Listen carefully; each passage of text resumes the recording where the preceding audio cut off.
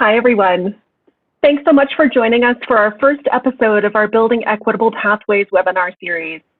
Today, we'll be talking about intermediary organizations, their functions and features, and how they play a key role in leading with and designing for equity in college and career pathways. My name is Amy Lloyd. I'm a Vice President for JFF, and I'm joined today by my colleague, Kyle Hartung. Kyle, do you want to say hello? Hi, friends. Great to be here. Great to be here with you too, Amy. Terrific. We want to thank the Bill and Melinda Gates Foundation for their partnership and support of this work, which we led in partnership with technical assistance partners Equal Measure and Square Button, and with 7 leading intermediary organizations from across the country, who you'll hear a little bit more about as we present. Before we get rolling, I wanted to remind you, if you have a Twitter account, to please tweet at us today. We would love to get your feedback in live time. So these are some of our Twitter handles and hashtags that we'll be using for today's webinar and for the Building Equitable Pathways webinar series overall. Today, we're going to be using the chat feature to gather your questions and thoughts throughout the presentation. So to familiarize yourselves with the chat feature, we encourage you to please introduce yourself and your organization. Kyle and I would also really love to know what question is bringing you here today. Like, what is the problem or what are the problems that you're seeking to solve in your work? And we're going to collect your questions. We'll respond to them as we're able today, and we'll provide follow-up responses after the webinar. So please use this chat feature. And I'd like to clearly acknowledge and thank our colleague, Ankita Javeri, who's going to be monitoring the chat throughout the webinar. So thank you, Ankita. Many of you know JFF. You may know us as Jobs for the Future. We're a national nonprofit organization that works across the country to accelerate the alignment, transformation, and reimagination of our nation's education and workforce systems. Our mission and vision are fully centered in economic advancement for all, and equity has always been at the heart of our work. So I encourage you to check out jff.org and to learn more about our work and our organization overall, and we're excited to share this project as part of our JFF work. Before we get into the work of intermediaries, I want to take a moment because November is Native American Heritage Month. And given the heightened awareness of racial equity and justice, we wanted to take this moment for a land acknowledgement and to remind ourselves that we are all on Indigenous land. This photo here is from Boston, where JFF's headquarters are located. And Boston is in Massachusetts, Nipmuc, and Wampanoag territory. It's important for us to understand the longstanding history that's brought us to live and work where we do, and I encourage us all to understand our place in that history. Land acknowledgements don't exist in a past tense or a historical context. This notion of colonialism is a current ongoing process, and I want us to build our mindfulness of our present participation. I want you to know about the vibrancy and brilliance and resilience of our Native peoples today. I'm Native American, we're still here. So here's a link to a map that will help you explore Indigenous people from where you live. It may have been generations since Native people have lived there, but we're still connected to that land. And here is our agenda for today. We're going to set the context for our Building Equitable Pathways work, and then we'll talk about intermediary functions and forms and their design features. We'll then really lean into talking about the role of intermediaries and how they lead with equity and leave you specifically with a call to action for consideration in your work. So, about building equitable pathways, JFF has been designing and leading work focused in grades 9 through 14, or sometimes even earlier and later, sometimes 6 through 20, college and career pathways. We've been in this work for almost a decade. We've worked across 28 states with this specific body of work in over 80 regions. And when we launched our Pathways to Prosperity network in this space, we had these 4 lenses on the outcomes that we sought to achieve. Of course, we start with young people, with students, but we also wanted to consider how pathways meet employer needs, how pathways build communities, and how pathways revitalize and strengthen our economies. What we deliberately did not do was build pathways that focused on students of color or on students experiencing poverty, simply because we recognized that our schools have a not so distant history of determining who was college material and who should go straight from high school into work. And those decisions largely cut across race and class lines. 10 years ago, when we launched our work in this space, we were battling all of that stigma, those fixed mindsets, those realities of discriminatory and segregated tracking, which is what many people thought about when they first heard the word pathways. So we aim to design systems of pathways that would be first-class, engaging, innovative options for all students, and not seen as the last chance, last resort, last choice options. We didn't want to feed a tracking narrative and tracking practices. We did all this work with equity in mind, though, and in practice. And over the past 10 years, we've recognized that the field of pathways has grown and flourished. And over the past 2 years in particular, we at JFF have been refining our Colleging for Pathways narrative and our work to more squarely center diversity, equity, and inclusion in our pathways work. These have always been the North Star, or in this case, the constellation by which we've been navigating in our pathways work. And now we explicitly center them as core drivers for all that we do. So Kyle, I'll hand it over to you to talk a little bit more about building equitable pathways. That's great, thank you. By way of quick context setting, we just wanted to share a little bit about what the Building Equitable Pathways work has looked like for us over the last 2 years. As Amy mentioned, this work was launched with support from the Bill and Melinda Gates Foundation and was really designed to accelerate a conversation about the design of pathways with a more nuanced targets as we think about what are the targets we're striving for in the design and what are the targets we're striving for in outcomes. And this was really predicated on not leaving the outcomes of interest, especially with a lens on equity, up to chance, not waiting for miracles to occur, and just hope that our best efforts will actually make a difference in the lived experience of Black, Latinx, and youth experiencing poverty. This work was really designed to put some teeth into the idea that all means all, and to ultimately ensure that demography is not predictive of destiny. And so we set some bold and ambitious goals that our work was setting out to achieve as we thought about Black, Latinx, and youth experiencing poverty. What it looks like to build high quality pathways that are grounded and rooted in local contexts, and with a clear idea about how we wanted to go about this through the lens of working directly with intermediaries. What are the model practices they have? What are the solutions that the field needs, and how can we incubate and generate new ideas? And that ultimately, how do we build the capacity of the field writ large through the lens of the intermediary work? So we launched a community of practice, which was a really rich and powerful opportunity with a central idea about how do we lead and design with equity in both process and outcome.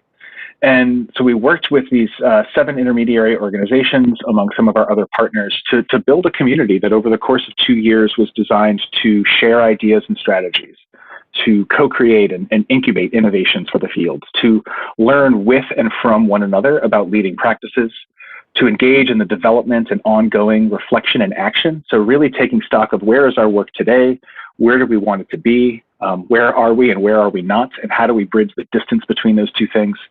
How do we collectively contribute to learning together? And ultimately, how do we develop our knowledge and skills in a really comprehensive way?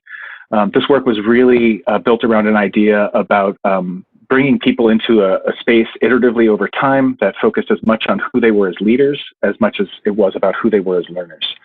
And ultimately, it's about positioning intermediaries at the center of a conversation and work, and as the unit of change in this large inquiry that we've undertaken to build the fields. And ultimately, this community of practice was about creating some productive disequilibrium in the way that we think about and operationalize this work in the field. And we had the privilege and honor of working with 7 really amazing partners. We encourage you to take a moment once we're done here to learn a little bit more about these partners, but very quickly, these partners are working at all levels of the systems across the country. So some of them working at local or regional levels, some of them working at state levels. But very briefly, Boys and Girls Club of Greater Memphis, working really close to the ground, embedded in the community. Their Juice Plus technical training program, really designed to train youth and place them in part-time jobs, paid work experiences that really help them to launch and move into productive careers. The Brooklyn STEAM Center is a training hub for 11th and 12th grade students, immersing young people in career preparation in the context of a work environment. And this was a really cool initiative launched in partnership between the New York City Department of Education and the Berkeley Navy Yard Development Corporation. Career Connect Washington was launched formally in 2019 by an act of the state legislature of the state of Washington, with a charge of a 10-year goal for getting 60% of all high school seniors engaged in robust career-connected learning, operating at scale, being deployed across the regions across the state, and ultimately about building multiple pathways that lead to economic self-sufficiency and fulfillment, again, at the individual, but also the community level. CareerWise Colorado, an innovator in this space, developing and supporting innovative and sustainable modern youth apprenticeship models, really looking to identify where are the opportunities for young people and businesses across Colorado to engage in this conversation. Here to Here, based in the South Bronx, doing really deep place-based work to build thriving and an inclusive economy in the Bronx, as well as elsewhere across New York City, through driving meaningful partnerships between young people and employers. Rush, the REACH program at Rush Medical Center, looking to build stronger and healthier communities by improving equity and access to work-based learning experiences in STEM and health careers. And then Youth Force NOLA, New Orleans-based education, business, and civic collaborative designed to really systematically bridge between school and high-wage careers. So really amazing partners to work with on this initiative, and really excited to share a little bit about what we have not only learned, but what we have been provoked to consider are critical next steps in this work. This work, again, was built on a foundation of a series of hypotheses. In our historical work at JFF that we have been leading, like this work has lived in our practice, built on knowledge in the field, and are critical components of what we find to be essential elements for high quality pathways. The hypotheses here are really about the question about how do we position the role of intermediaries at the heart of these ecosystems and consider and reimagine their role to drive and lead the design of equitable pathways. This is not about proposing that it is intermediaries' work to do all of these things, but what does it mean for them to truly understand the need for them, and what will it take for them to facilitate and advocate for them to be in place at a systemic level? Ultimately, how do we allow intermediaries to shine a light on the components of the system that need work, and ultimately examine what elements are strongly in place, what need to be developed and strengthened, and how do they deploy resources to get those things to where they need to be? You can learn more about these hypotheses as well as the work of our partners and some bright spots in this work on our Building Equitable Pathways impact page, where you can learn a little bit more about this work in depth. But today we're really here to focus on the intermediary work in and of itself. And with that in mind, I would love to transition this back to Amy to talk with us a little bit about intermediaries broadly writ, as we drive a little bit more deeply into some critical design features that we're finding are critical for the field.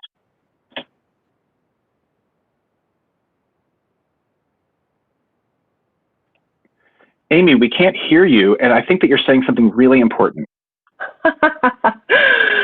I was saying, I hope that you're wondering, what is an intermediary? An intermediary can go by many names. You might know them as backbone organizations, or quarterback organizations, or hub organizations, or convening organizations.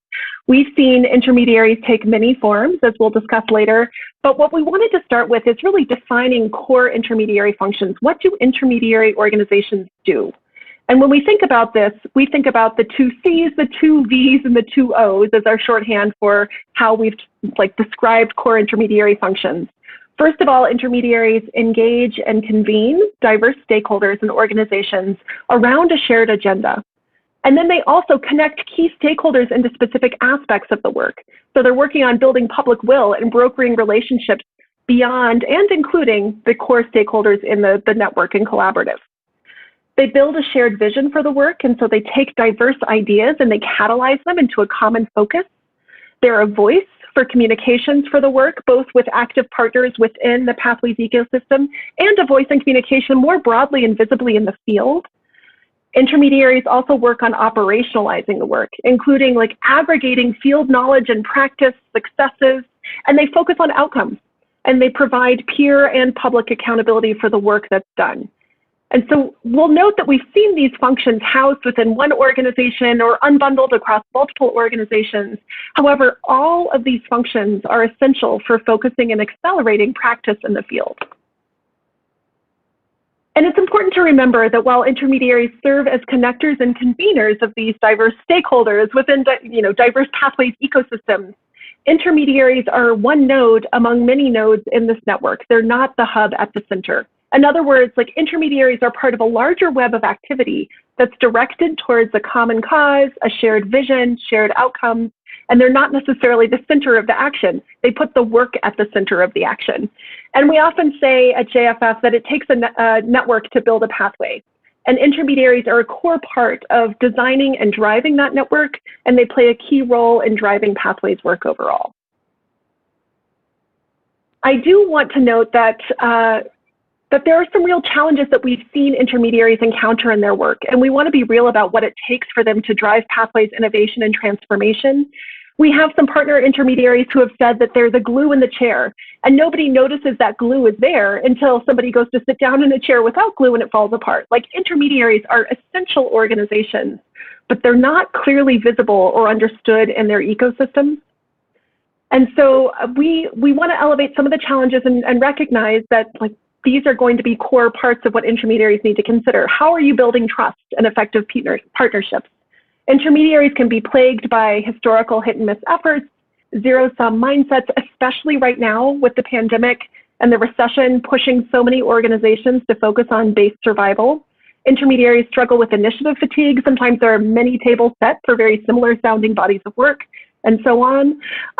Exerting influence without much or any formal authority or without having incentives is a challenge, especially in a context like we're facing right now with COVID and the many, many competing commitments that partners are facing in their work.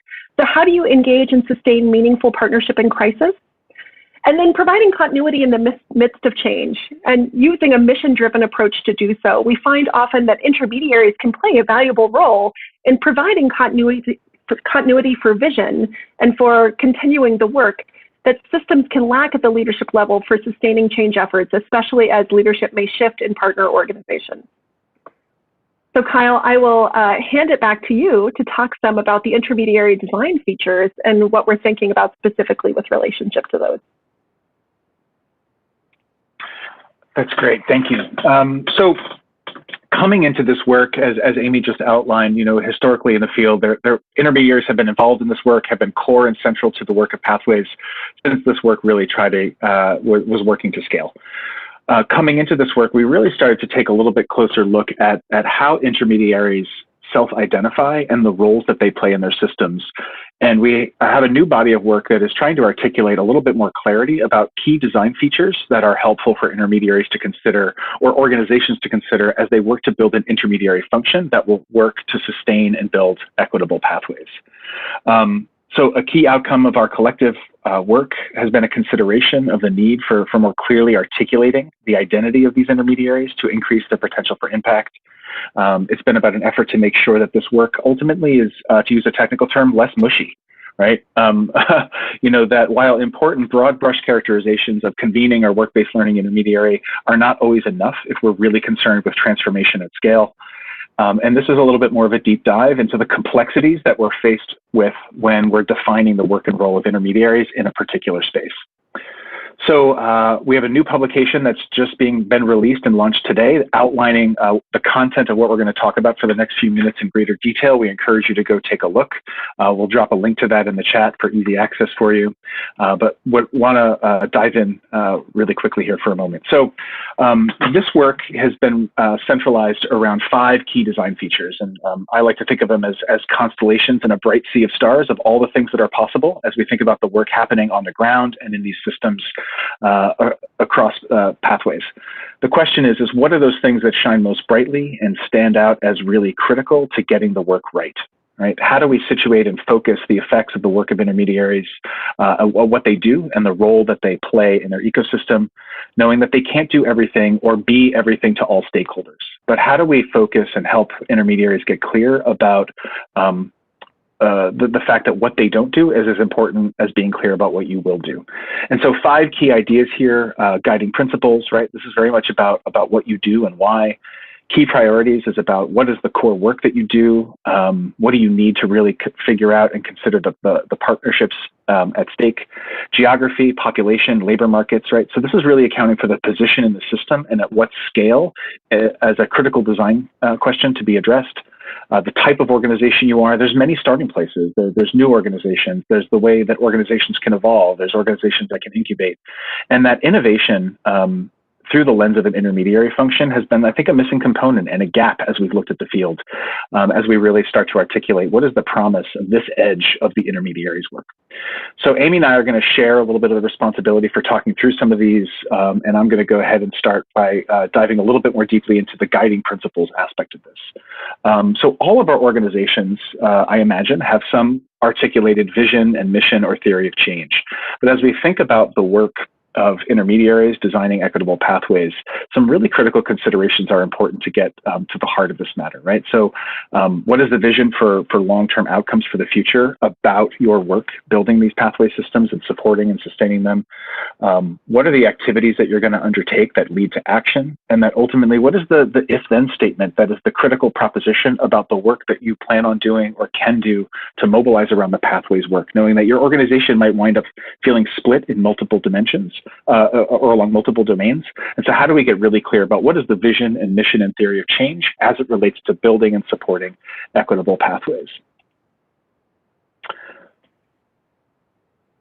Amy, do you want to talk about key priorities? I do. Thank you, Kyle.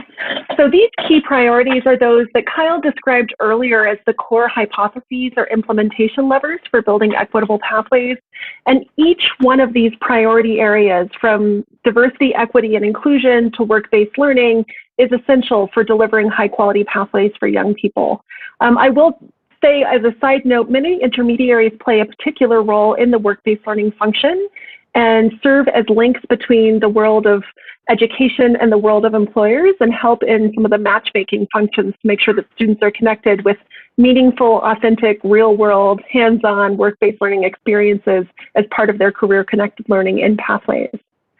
So as you consider the features of your organization, we want you to think about where you provide direct services and or leadership in these areas.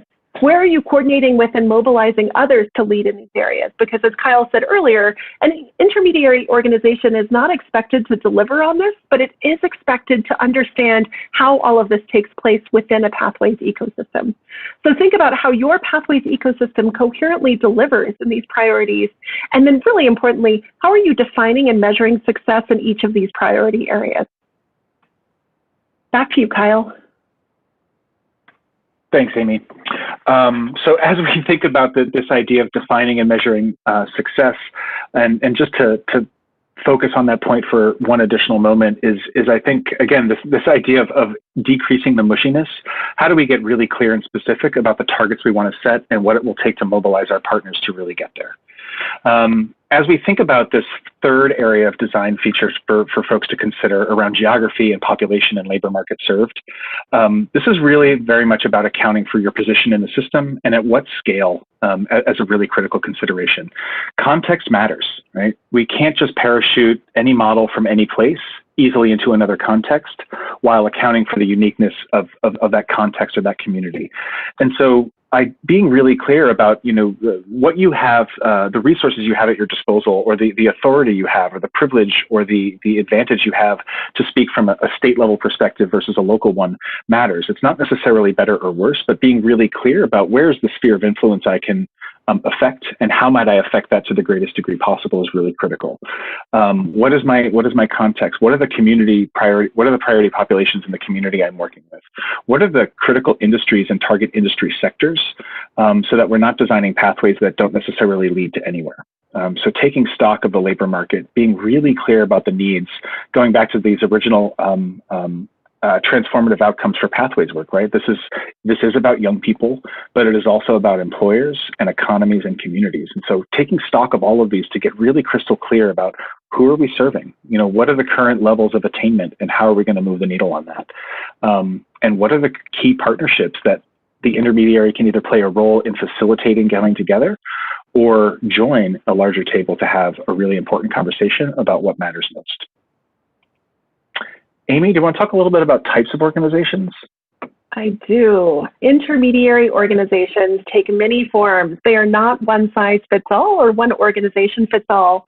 These are some examples of the kinds of organizations that JFF has worked with that play intermediary roles in their local ecosystems. And you also see the diversity of organizations in the community of practice that we've been partnering with that Kyle described earlier. So for example, within the community of practice, we have some standalone local nonprofits like Here to Here or Youth Force NOLA. We have an education provider with Brooklyn STEAM Center. We have a partnership with higher education institution and a hospital with the Rush Education and Career Hub as part of Rush University Medical Center. We have an affiliate of a larger network with Boys and Girls Club of Greater Memphis. And we also have CareerWise Colorado, which is a model that's scaling to other sites nationwide. And we have a statewide initiative with Career Connect Washington. And so even though these intermediaries are different in kind, they're all working towards very, similar shared goals at different levers and levels within their network and their ecosystem. JFS has worked with intermediaries housed in community colleges, housed in chambers of commerce. We've worked with intermediary organizations that have intermediary work as the sole focus of what they do, and with orgs that take on these functions because they're mission aligned to their work and their purpose. We've worked in ecosystems where multiple types of organizations take on different intermediary functions and collaborate and coordinate across them within their local ecosystem or network.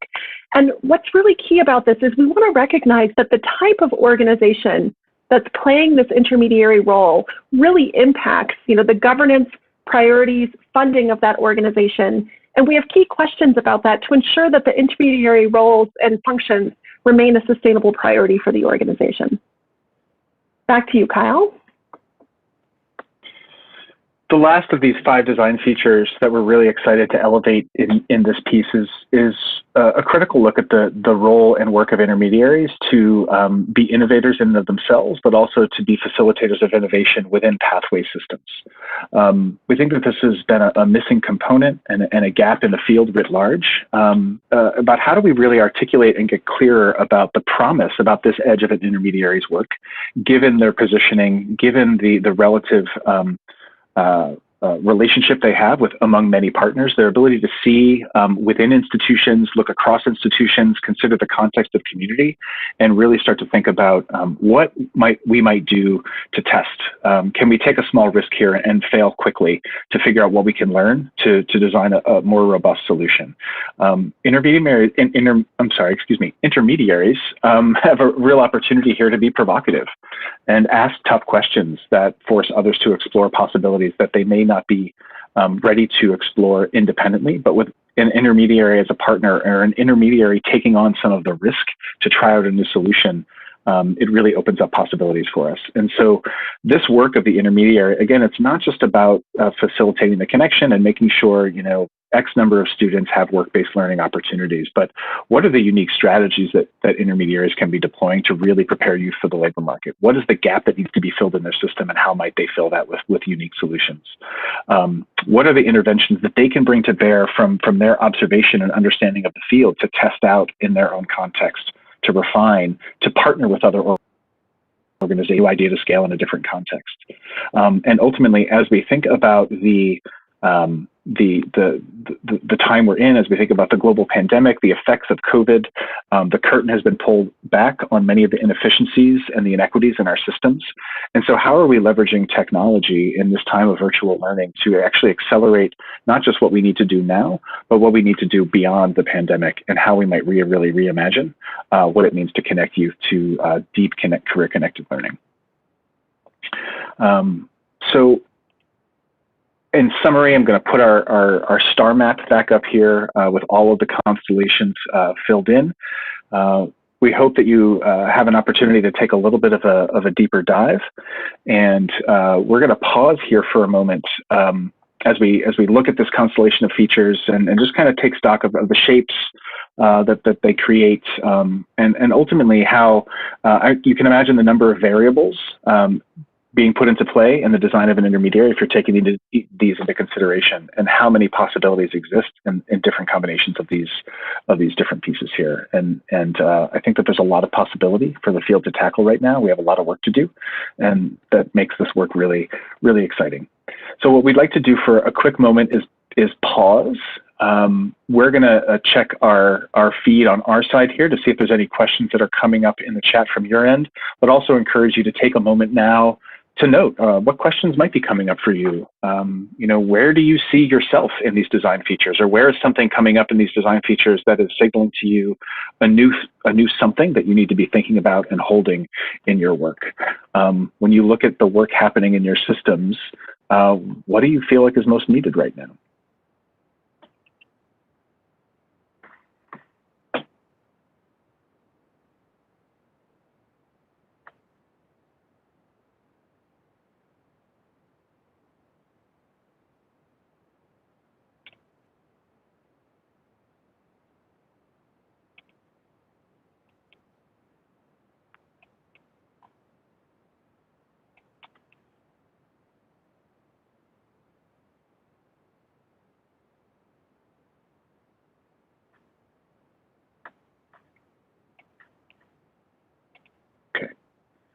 we know people are digesting, which is great. We look forward to capturing lots of these insights and circling back to responding back to the field about what you're seeing, what you're hearing, and what you're thinking about. And now I would like to transition over to my colleague, Amy, to talk a little bit about the other edge of this work, which has really been around the question of how intermediaries can be leading and designing with equity in mind.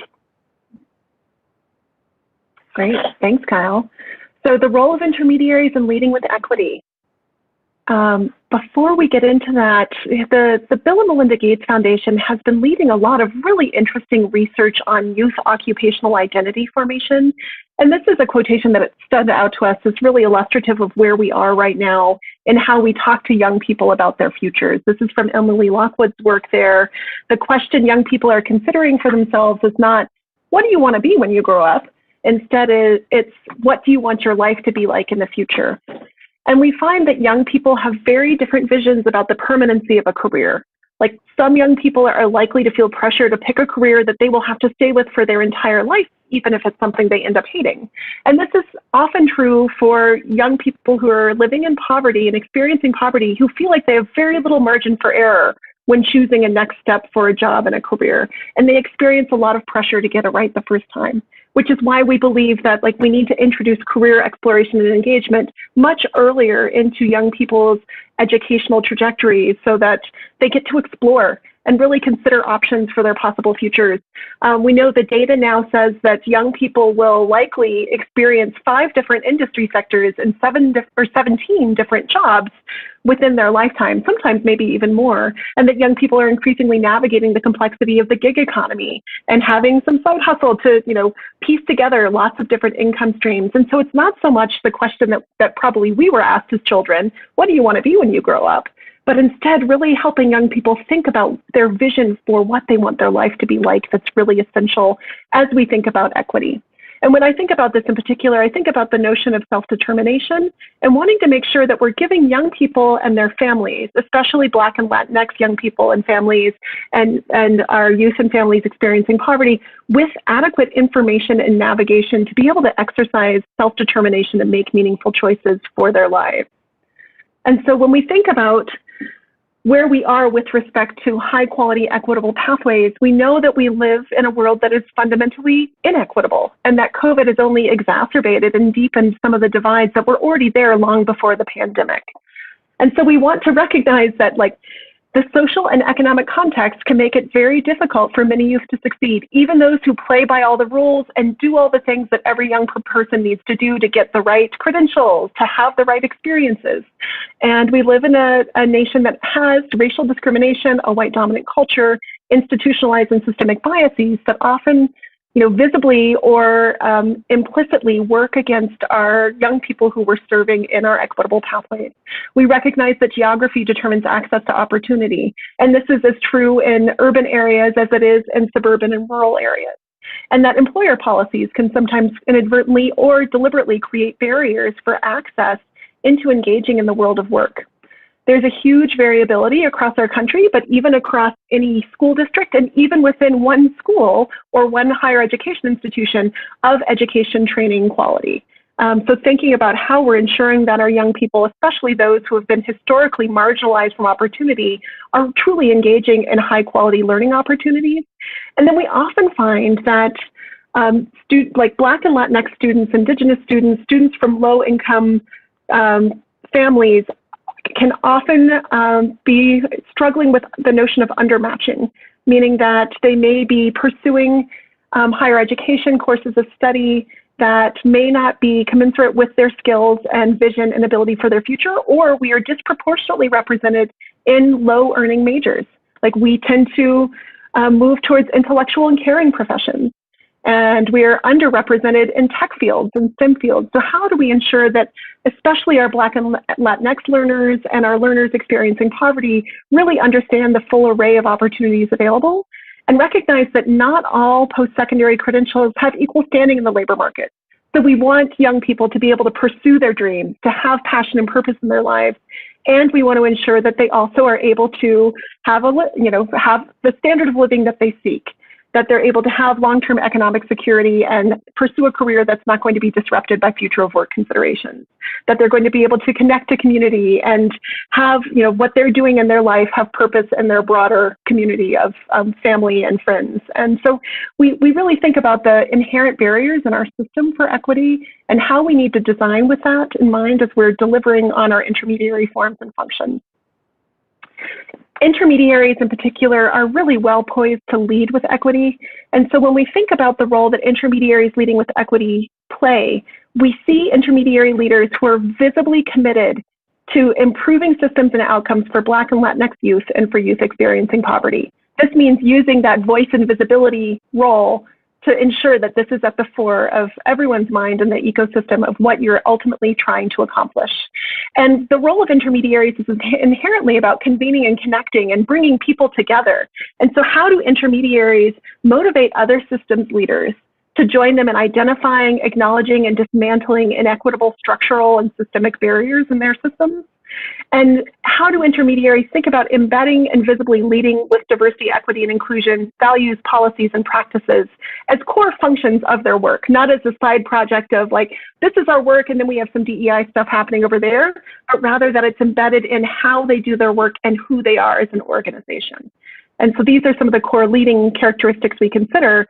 And we also want to recognize that we need to hold a mirror up to ourselves and our own practices and our own work and our own organizations. This is from our colleague at JFF, Michael Collins, in a piece he recently wrote, but it really resonates with what we've been grappling with in our work and what our partners are grappling with every day, is that if we're going to be successful in dismantling systemic racism, we must consider all the ways that racial inequality is reproduced, including the ways that we inadvertently replicate it and perpetuate it in our own organizations. And so this work is just as much about looking through the mirror or looking at the mirror and examining ourselves as looking through the window into the world and the world that we want to change. So Kyle, I will hand it back to you to dig more into equity. Yeah, I really love the window and the mirror analogy there. It's a really helpful construct for me as I think about, as Amy even mentioned, the work of our partners, but also as I think about, our own work at JFF, and that how do we look inward and work on these things concurrent with our efforts to actually challenge and partner with the field to do the same work on the outside. It's critical. I think that we all need to partner together and really commit to this. So a couple of key pieces here as we think about then, what does it look like to center DEI in the work through the lens of intermediaries working to build equitable pathways? This came up as we think about the design features, but we really wanted to foreground this here through this angle of leading with equity. But who we serve matters, and our work should be shaped by the needs and interests of the communities in which we work. The intentionality piece here, as we think about the intentional establishing of organizations designed to serve the needs of communities that have specifically faced particular forms of marginalization or barriers to the kinds of academic or economic access that we're looking for, that this intentionality needs to be there, that the work can't happen by chance. And ultimately, through the work of our organizations, how do we leverage that privilege and that advantage to amplify and elevate not just the voices of people within communities, but their concerns and the potential solutions that they come up with themselves, but also the solutions that we partner with them to co-develop. As I think about the work of centering DEI in practice and outcomes, I think that this is about getting crystal clear about the priorities and the populations that we're serving. Just because Black and Latinx or youth experiencing poverty happen to live in a place where the work is happening does not mean that we're doing equity-focused work. That is not a stand-in for what it means to work with an equity in both design and practice, and that if we're really going to move the needle on outcomes that matter in educational attainment and economic advancement, we need to prioritize specific needs and specific goals relative to the populations that we're working to serve. And ultimately, I think about we have long recognized in broadly in education that one size does not fit all. And our efforts from design to implementation to supports to recruitment in pathways, they have to reflect this. And one of the ways I think about this is it's easy for people to default to the idea of, well, let's just standardize the way that these things happen. But that's really a one-size-fits-all mindset. And so for me, this is very much about how do we systematize and not standardize? But also, how do we not overemphasize the idea of creating opportunities, but really lean into the idea of designing for the expectations that we want to hold constant and that we want to be true, and then back mapping all of our systems and all of our partnerships to create the conditions so that those expectations can be met. And I put that out there in the sense that an opportunity can be provided and easily not taken up. And so I think it is upon us collectively as a field to establish expectations and not just opportunities. I don't think it moves the needle far enough. And the third lens here around centering our work in DEI is really very much about a constant reminder that systems change as people change. And centering DEI in the work also means doing the hard work of working with those who are working with us to ensure that they are well positioned as partners and able to create effective and welcoming conditions for young people.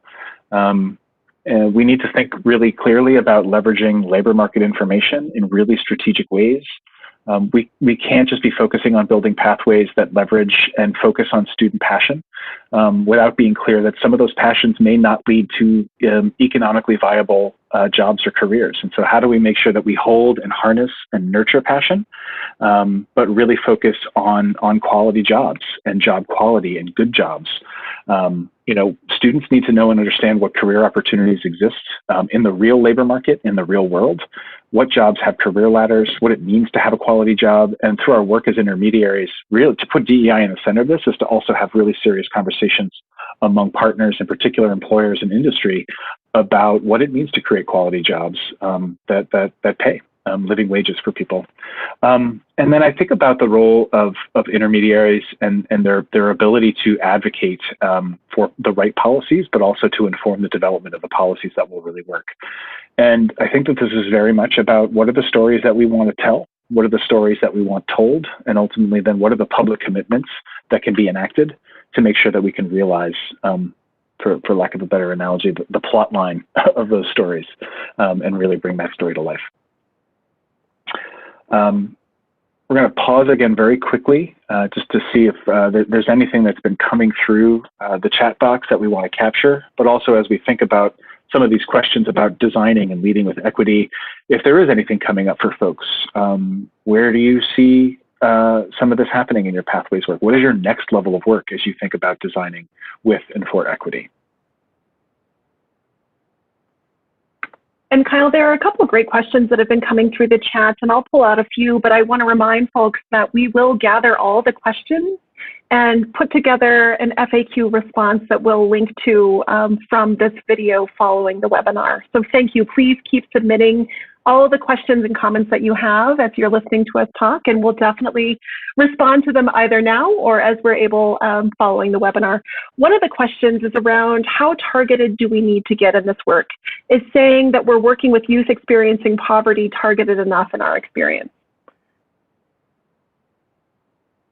And I will jump in. I see that you're being thoughtful and considering that question, Kyle. And this is why we led with specifically in not just saying youth of color, but specifically saying we want to, in our Building Equitable Pathways work with Black students and Latinx students and youth experiencing poverty who may be from any race or ethnicity or any walk of life.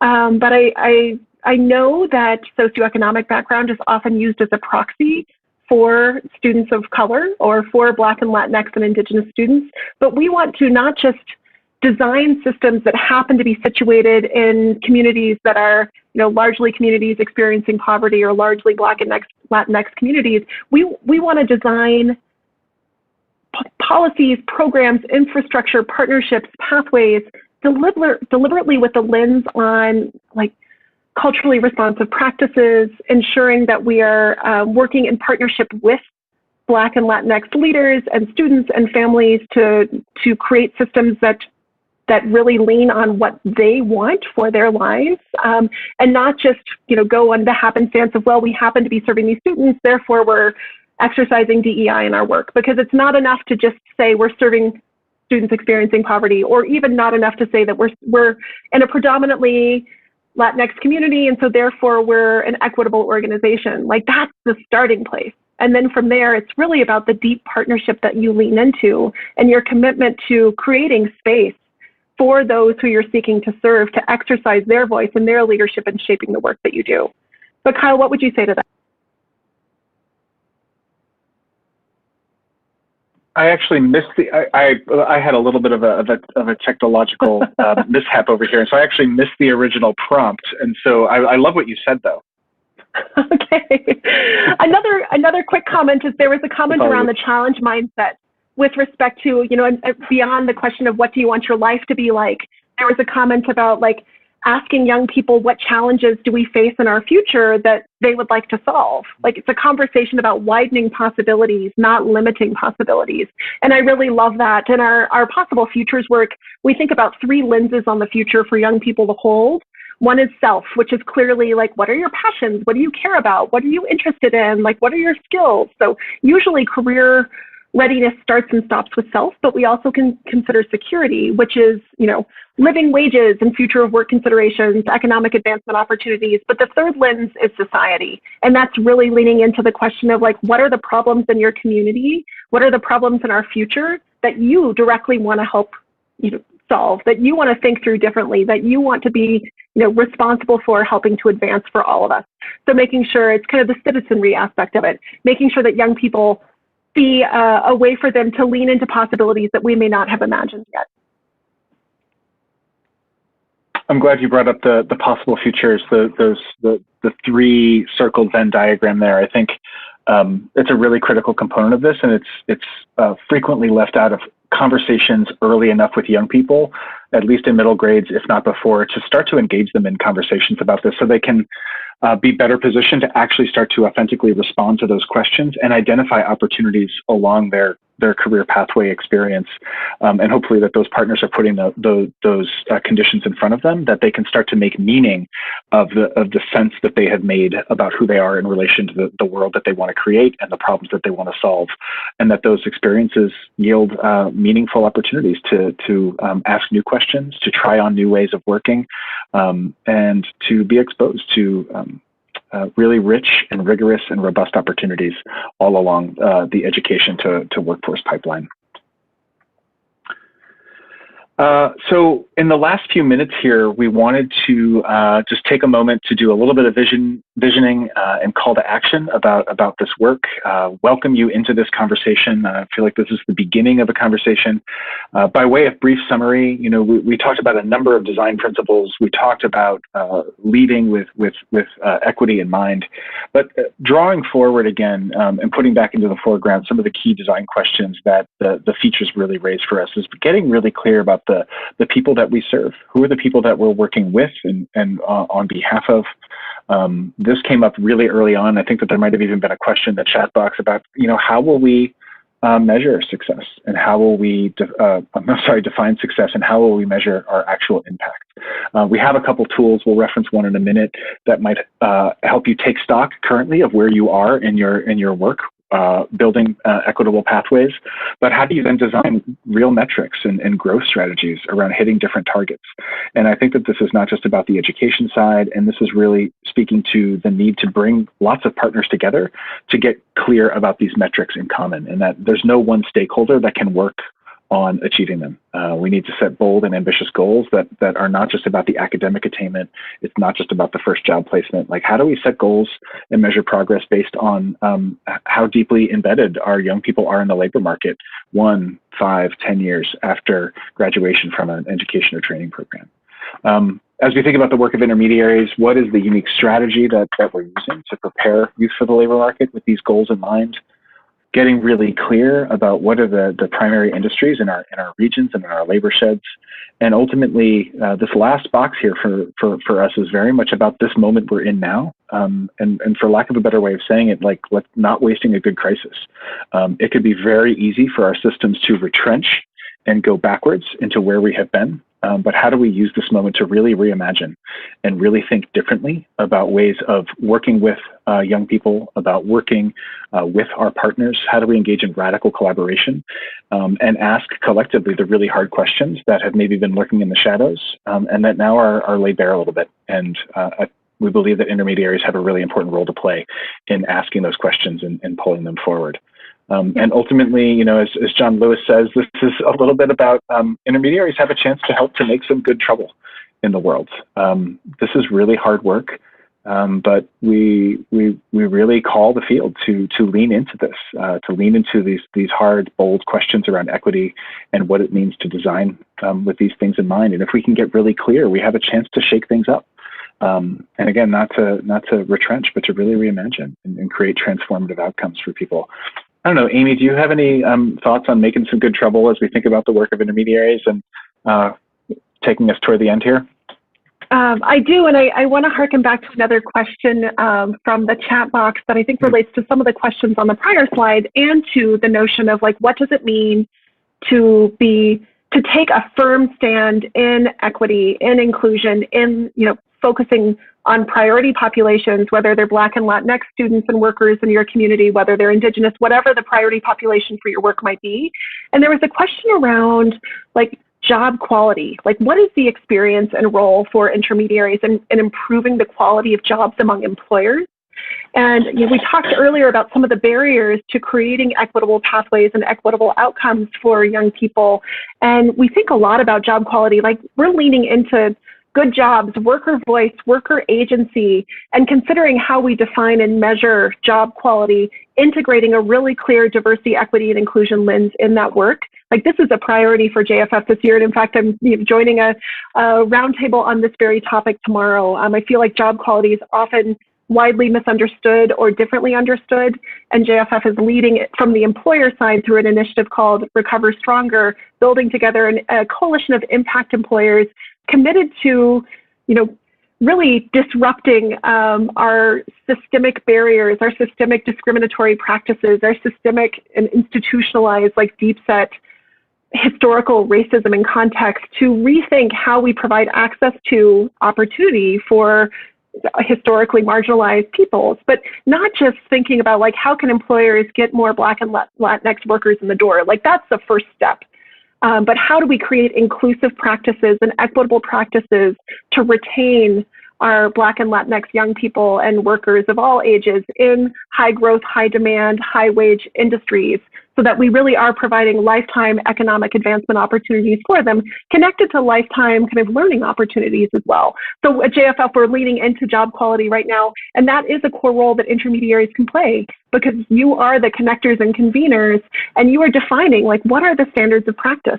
Like, getting clear about your identity and role, but getting clear about, like, what is the goal that you're working on together across this cross-sector stakeholder group to ensure that you're all working towards the shared purpose that's rooted deeply in diversity, equity, and inclusive practices, not just checking boxes on a form, but really living into the transformation that we want to see for our young people, for our workforce, for our employers, for our communities in the world. And so we see the role of intermediaries as being provocateurs and being, you know, the capacity builders of their ecosystems to tackle hard things. It's hard for people to talk about the deep inequities in our system. It's hard for people to understand, like, what does it mean for me as a community college provost, or as an employer, a small or mid-sized employer, or as a, you know, school partner, to see what I can do to change these inequities. And the intermediary role helps set the table and set the vision, and helps every entity around that table understand their specific value add to being in this collaborative, but also their role in advancing an equity agenda. And so I see leading with and designing for equity as being foundational for how intermediaries can disrupt the dominant paradigms of structures of power and privilege that we've had in our community, and open up much more opportunity for Black and Latinx learners and workers, Indigenous learners and workers, anyone who is struggling to get a foothold in our economy.